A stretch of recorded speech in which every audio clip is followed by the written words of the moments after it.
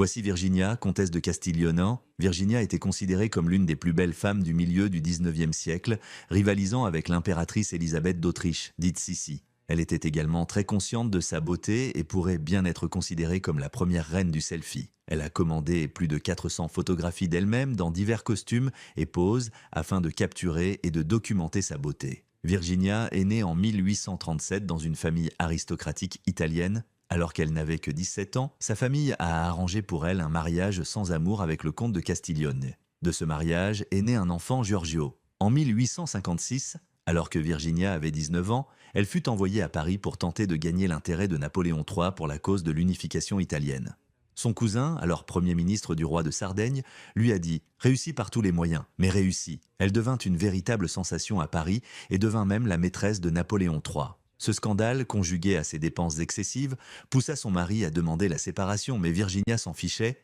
Elle menait la grande vie à Paris et s'amusait comme une folle. Virginia était aussi une véritable sensation de la mode et devint rapidement célèbre pour ses styles élégants et audacieux. En 1857, un bal fut organisé pour célébrer le ministère des Affaires étrangères et Virginia fit sensation avec son costume, présenté ici. Habillée en reine de cœur, sa robe était couverte de cœurs, censée représenter tous les cœurs qu'elle avait conquis pendant son séjour à Paris. Son allure fut qualifiée d'envoûtante, ses cheveux tombaient en cascade dans son dos et elle portait une magnifique couronne de cœur. Virginia savourait pleinement sa célébrité, sa notoriété et sa beauté, et elle était tout sauf modeste.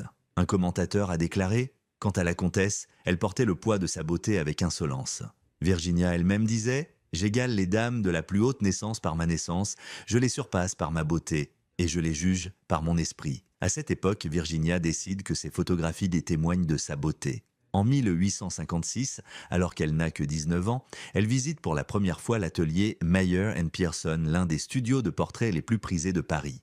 Sa rencontre avec les photographes donne naissance à une collaboration qui produit plus de 400 photographies sur plusieurs années. La première phase se situe à son arrivée à Paris de 1856 à 1857, puis à son retour à Paris de 1861 à 1867, et enfin vers la fin de sa vie, de 1893 à 1883, 1895. Examinons quelques-unes de ses photographies. Virginia a joué un rôle déterminant dans sa tenue, ses poses et son expression. C'était son projet, et c'est ainsi que nous disposons d'une documentation remarquable sur la mode de l'époque. Elle a également donné des instructions précises sur l'agrandissement et la repeinture des photos, les transformant en portraits artistiques. Par exemple, sur une photo, elle est représentée en train de fuir dans un costume du XVIIIe siècle, mais le tableau a été repeint pour créer une vision romantique, tel Cendrillon fuyant le